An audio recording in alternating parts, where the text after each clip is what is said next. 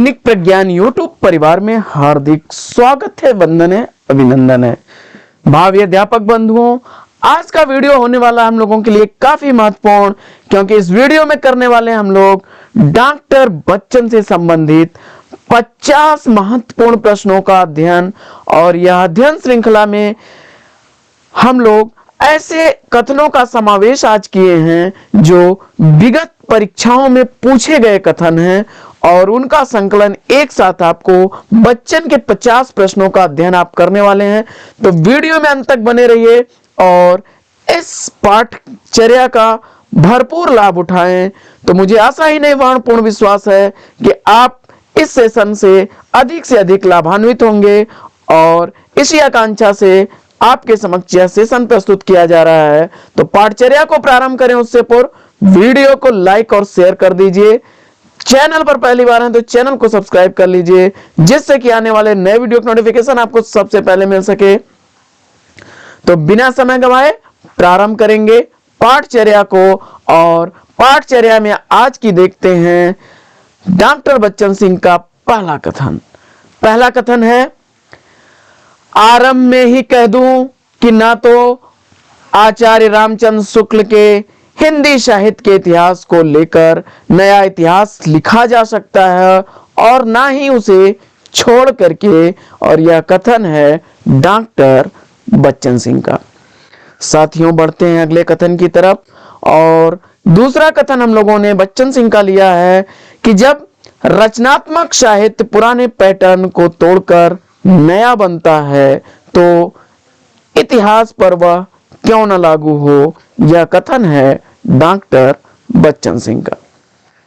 बढ़ते हैं अगले कथन की तरफ। और अगला कथन है, आदिकाल नाम भ्रामक है, इससे बाबा आदम के जमाने का आभास होता है, ऐसा मानना है डॉक्टर बच्चन सिंह का। अगला कथन है कि बच्चन जी कहते हैं कि अब अपभ्रंश को कोई पुरानी हिंदी नहीं कहता, और यह बच्चन सिंह का ही कथन है। बढ़ते हैं अगले कथन की तरफ, और अगला कथन हम लोग पढ़ लेते हैं डॉक्टर बच्चन सिंह का। वे लिखते हैं, प्रामाणिक रूप से 3 ही बोलियों का उदय देखा जा सकता है, मैथिली, अवधी, खड़ी बोली। पहले के प्रयोक्ता विद्यापति हैं, दूसरे के मुल्ला दाऊद, और तीसरे के अमीर खुसरो। साथियों, यह सेशन बच्चन सिंह के कथनों पर आधारित सेशन है, तो वीडियो को लाइक करके जल्दी शेयर कर दीजिए। बढ़ते हैं आगे और देखते हैं अगले कथन को। तो अगला कथन है, रीतकाल वस्तु, शैली, छंद, रूप, विधान में भक्ति काल से भिन्न भूमिका पर खड़ा है। यह अपने आप में स्वतंत्र काल है, इसे उत्तर मध्यकाल कहना गणितीय प्रभावोत्पादन है। और यह कथन है डॉक्टर बच्चन सिंह का। बढ़ते हैं अगले कथन की तरफ। और अगला कथन है कि घनानंद को शुक्ल जी रीतकाल के सर्वोत्कृष्ट कवियों में मानते हैं, फिर भी उन्हें अन्य कवियों की बिरादरी में क्यों बैठाया है। यहाँ पर उनकी इतिहास दृष्टि में खोट दिखाई पड़ती है। और यह बच्चन सिंह का कथन है घनानंद के संदर्भ में। अगला कथन है कि जो लोग हिंदुई को केवल खड़ी बोली कहते हैं वे दिग्भ्रमित हैं, और जो लोग हिंदी का इतिहास 80 वर्षों का मानते हैं वे इतिहास बोध से च्युत हैं। अगला कथन है, काल एक अखंड प्रवाह होता है और युग काल खंडों की पहचान। और यह कथन है डॉक्टर बच्चन सिंह का। अगला कथन है कि आधुनिक कालवाचक होने के साथ प्रवृत्तिवाचक भी है, और यह कथन है डॉक्टर बच्चन सिंह का। अगला कथन है कि साहित्य के इतिहास को साहित्यिक बनाए रखना इतिहासकार का केंद्रीय धर्म है, इसके लिए शुक्ल जी से सीखा जा सकता है। और यह कथन है डॉक्टर बच्चन सिंह का। अगला कथन बच्चन सिंह का ही देखते हैं हम लोग। केदारनाथ के संदर्भ में लिखते हैं, केदारनाथ छायावादोत्तर कविता के सुमित्रानंदन पंत हैं, यानी कि केदार को छायावादोत्तर कविता का सुमित्रा नंदन पंत कहा है डॉक्टर बच्चन सिंह ने। अगला कथन है कि धर्म के बाह्य आडंबर का विरोध तो सभी सिद्धों ने किया, पर सरापा के स्वरों में जो आक्रामकता, उग्रता और तीखापन था वह बाद में कबीर में ही सुनाई पड़ता है। और यह कथन है डॉक्टर बच्चन सिंह का। अगला कथन है कि आक्रोश की भाषा का पहला प्रयोग सरापा में ही दिखाई देता है। और यह कथन है डॉक्टर बच्चन सिंह का। साथियों, बढ़ते हैं आगे और देखते हैं अगला कथन कि पंडित होते हुए भी वह यानी सरापात पंडिताई के बोझ से दबे नहीं थे। पंडिताई के बोझ को उतार कर उन्होंने एक किनारे पर रख दिया। यह कथन है डॉक्टर बच्चन सिंह का। अगला कथन है केशव ने अपने युग में जब हिंदी में काव्य शास्त्र लगभग शून्य था, हिंदी को एक समग्र काव्य शास्त्र दिया। और ऐसा कथन डॉक्टर बच्चन सिंह का है केशवदास के संदर्भ में। बढ़ते हैं अगले प्रश्न कथन की तरफ और अगला कथन है वे यानी केशवदास संस्कृत के पंडित थे, क्लासिकल पंडित। यह कथन है डॉक्टर बच्चन सिंह का। अगला कथन है कि भक्ति काल के कवियों को सीकरी से कोई काम न था, पर रीतकालीन कवियों का सीकरी के बिना सरे नहीं को काम। और यह कथन है डॉक्टर बच्चन सिंह का। अगला कथन है गद्य पद्य की भाषा खड़ी बोली हो गई, इसका श्रेय द्विवेदी जी को है। यह डॉक्टर बच्चन सिंह का कथन है। अगला कथन है कि सरस्वती में समसामयिकता के प्रति आग्रह है, पर भारतेंदु के गद्य में जो जिंदा दिली, सरसता, हंसमुखता और व्यंग है वह सरस्वती में प्रकाशित गद्य में कहा। यह कथन है डॉक्टर बच्चन सिंह का। अगला कथन है कि उद्धव शतक की टेक्निक और कसावट सतसई से ली गई है, इसके माध्यम से उन्होंने श्रृंगार ही नहीं भक्ति, प्रेम और करुणा को भी साकार किया है। और यह कथन है डॉक्टर बच्चन सिंह का। अगला कथन है कि उनकी कविता में किसानी, सहजता, गांधीवादी सात्विकता, देश प्रेम तथा प्राकृतिक सौंदर्य का स्वाभाविक मिश्रण हो गया है। और यह कथन है सियाराम शरण गुप्त के संदर्भ में डॉक्टर बच्चन सिंह का। अगला कथन श्याम सुंदर दास को व्यापक अर्थ में रामचंद्र शुक्ल और नंदुलारे वाजपेयी के निर्माण का भी श्रेय है। और यह कथन है डॉक्टर बच्चन सिंह का। अगला कथन है कि हेमचंद्र के व्याकरण में उद्घृत दोहों के काव्य सौंदर्य के संबंध में उनके जैसे रसवादी आचार्य का चुप रहना अखरता है। संभव है जैन काव्य होने के कारण उन्होंने बौद्ध सिद्धों की रचनाओं की तरह इन्हें भी कोरा सांप्रदायिक ग्रंथ मान लिया हो। और यह कथन है डॉक्टर बच्चन सिंह का। अगला कथन है कि जहां तक काव्यात्मकता का संबंध है, जैन काव्य सिद्धों और योगियों के काव्यों से भिन्न हो जाता है। सिद्धों में जहां काव्यात्मकता मिलती है, पर योगियों में उसका नितांत अभाव है। और यह कथन है डॉक्टर बच्चन सिंह का। अगला कथन स्वयंभू असाधारण कवि हैं, उनकी काव्य दृष्टि समुद्र की तरह गहरी और आकाश में प्रसारित मेघ जाल की तरह व्यापक है। और यह डॉक्टर बच्चन सिंह का कथन है। अगला कथन है कि स्वयंभू वैसे ही पंडित थे जैसे तुलसीदास काव्य शास्त्र की परंपरा से अभिज्ञ। और यह कथन है डॉक्टर बच्चन सिंह का।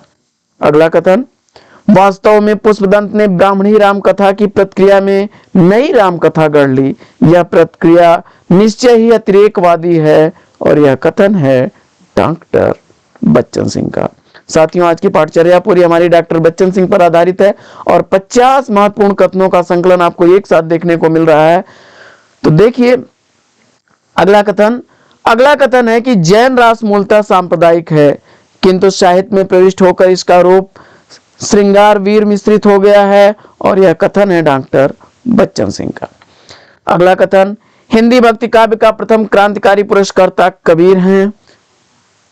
यह कथन बच्चन सिंह का है।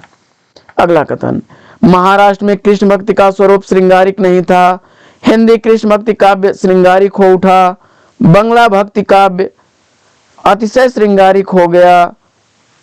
और यह कथन है डॉक्टर बच्चन सिंह का। अगला कथन, तुलसीदास ऐसे प्रतिभा संपन्न कवि और पंडित को पाकर राम भक्ति आंदोलन चमक उठा। यह कथन है तुलसीदास के संदर्भ में बच्चन सिंह का। अगला कथन है वे कबीर के संदर्भ में लिखते हैं कि वे यानी कबीर एक ऐसे धर्म की स्थापना करना चाहते थे जिसमें न कोई हिंदू हो, न कोई मुसलमान, न मौलवी हो, न पुरोहित, न कोई शेख हो, न ब्राह्मण, सब मनुष्य हों। और यह कथन है डॉक्टर बच्चन सिंह का कबीर के संदर्भ में। अगला कथन, इनकी यानी कबीर की भाषा भोजपुरी से प्रभावित और लय भी भोजपुरिया है। यह कथन है डॉक्टर बच्चन सिंह का। अगला कथन, अब यह कहने की जरूरत नहीं कि आज श्रेष्ठ और शिक्षित जनता पर कबीर का प्रभाव किसी भी अन्य कवि से के प्रभाव से अधिक पड़ा है। तो यह कथन है डॉक्टर बच्चन सिंह का। अगला कथन है कि कामायनी की धुरी पर जिस श्रद्धा पर आधारित है, कामायनी की धुरी जिस श्रद्धा पर आधारित है वह बदले हुए युग की देन है। और यह कथन भी डॉक्टर बच्चन सिंह का है। बढ़ते हैं आगे और देखते हैं अगला कथन बच्चन सिंह का कि मुक्ति बोध का कामायनी संबंधी अध्ययन फूहड़ मार्क्सवाद का नमूना है। कथन है यह बच्चन सिंह का। अगला कथन है कि भट्ट जी हिंदी के पहले आलोचक हैं और संयोगता स्वयंवर पर लिखी गई उनकी आलोचना पहली आलोचना है। यह कथन है डॉक्टर बच्चन सिंह का। अगला कथन है कि नई कविता प्रयोगवादी कविता का परिष्कृत रूप है। और यह कथन है डॉक्टर बच्चन सिंह का। बढ़ते हैं अगले कथन की तरफ और कथन अगला है कि रीतकालीन कवि सचेत रूप से कविता लिख रहे थे जो उनके जीविकोपार्जन से जुड़ी हुई थी। और यह कथन है डॉक्टर बच्चन सिंह का। अगला कथन, यदि शुक्ल जी को ठीक ठिकाने से पढ़ लिया गया होता तो हवा में मुक्का मारने की जरूरत न पड़ती। शुक्ल जी शब्दों का प्रयोग सोच समझ कर करते हैं। और यह कथन है डॉक्टर बच्चन सिंह का। अगला कथन है भक्ति काल में ब्रजी और अवधि दोनों में कविताएं लिखी जा रही थी, किंतु रीत काल में अवधि में कुछ भी महत्वपूर्ण नहीं लिखा गया। ब्रज भाषा सामान्य काव्य भाषा बन चुकी थी। और यह कथन है डॉक्टर बच्चन सिंह का। बढ़ते हैं अगले कथन की तरफ और अगला कथन है कि व्यंग्यार्थ कौमुदी में पहले लक्ष्य है और बाद में लक्षण। लक्षांश का मूल नया प्रयोग कहा जा सकता है जो परिपाटी विरुद्ध है। लक्षणांश वृत्त से प्रताप शाही का यह कथन, प्रताप शाही के संदर्भ में यह कथन है डॉक्टर बच्चन सिंह का। अगला कथन है कि शुक्ल जी के विरोध में मत व्यक्त करते समय उन्हें कई बार पढ़ लेना चाहिए। ऐसा कथन है डॉक्टर बच्चन सिंह का। अगला कथन, इनकी प्रखर प्रतिभा ने मानो पद्माकर की प्रतिभा के साथ साथ रीतिबद्ध काव्य कला को पूर्णता पर पहुंचाकर छोड़ दिया। और यह कथन है डॉक्टर बच्चन सिंह का। अगला कथन है कि राज्यसभा में बड़प्पन पाने के लिए कुछ न कुछ पंडिताई जरूरी थी। कविता न सही, रीति ग्रंथ ही सही, असफल कवि आलोचक बन जाता है। और यह कथन है डॉक्टर बच्चन सिंह का। अगला कथन है कि यह यानी पृथ्वीराज रासो एक राजनीतिक महाकाव्य है। दूसरे शब्दों में राजनीति की महाकाव्यात्मक त्रासदी है। और यह कथन है डॉक्टर बच्चन सिंह का। अगला कथन है कि स्वयंभू के राम यथार्थ की धरती पर खड़े हैं तो तुलसी के राम आदर्श की धरती पर। स्वयंभू के राम वाल्मीकि के राम की तरह मनुष्य हैं, गुण दोष सहित हैं। उन्हें अपभ्रंश का वाल्मीकि स्वयंभू को कहा जाता है। और यह कथन है डॉक्टर बच्चन सिंह। अगला कथन है कि यदि पूर्वाग्रह को छोड़कर विचार किया जाए तो कहना होगा कि प्रसाद के नाटकों में जो गांधीर्य आया है उसके मूल में रंगमंच की अवहेलना का बहुत कुछ योग है। और यह कथन है डॉक्टर बच्चन सिंह का। अगला कथन, तो अगला कथन है, जन्मना कवि, प्रकृत्या घुमक्कड़ और विचारतः मूलतः मार्क्सवादी। कविता के लिए कोई विषय हो सकता है और घुमक्कड़ ऐसे कि कभी यहाँ कभी वहां, मूलतः मार्क्सवादी किंतु वे उसके बाहर भी झांक लेते हैं।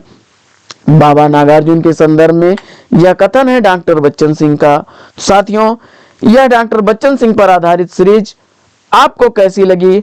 अगर वीडियो अच्छा लगा हो तो लाइक कर दीजिए और दोस्तों में शेयर कर दीजिए। चैनल पर पहली बार हैं तो चैनल को सब्सक्राइब कर लीजिए।